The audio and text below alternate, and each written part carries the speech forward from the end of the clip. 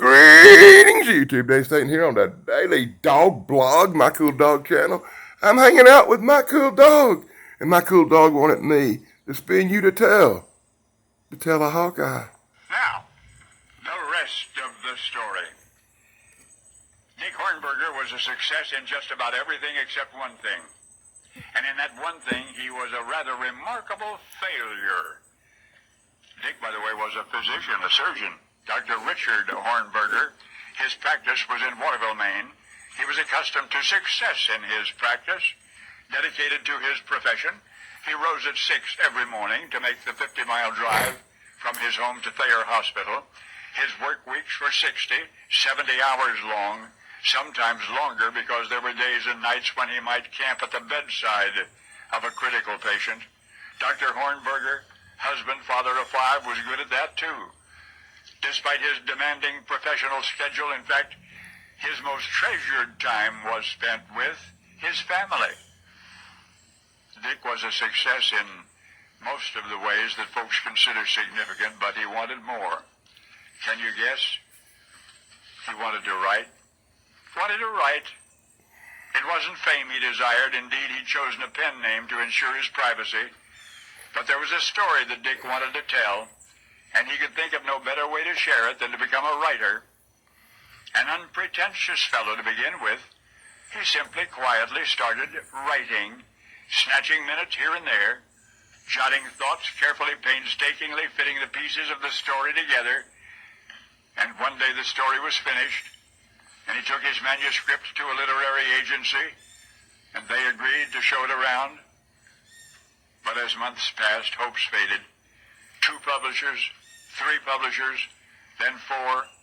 No plot, 1 complained. 8 publishers, 9, 10. The 10th was concerned that women might find the material offensive. Anyway, the editor said there's no current interest in this sort of thing.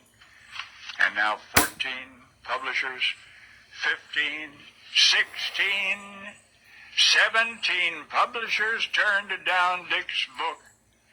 An all-time rejection record for the agency representing him. And at last, Richard Hornberger, respected surgeon, devoted husband and father, the man who has succeeded in so many ways, had to face the fact that this once he had failed. His manuscript would be shown to one more publisher, William Morrow, and if their answer was no, that will be that. In the future, Dick would stick to what he knew best.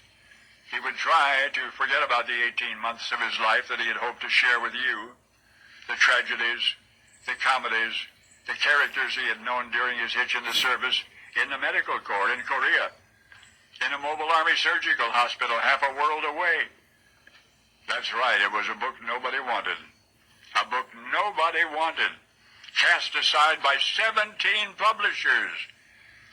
It was a collage of madcap misadventures and madness as seen through the eyes of an army surgeon, Dr. Richard Hawkeye Hornberger.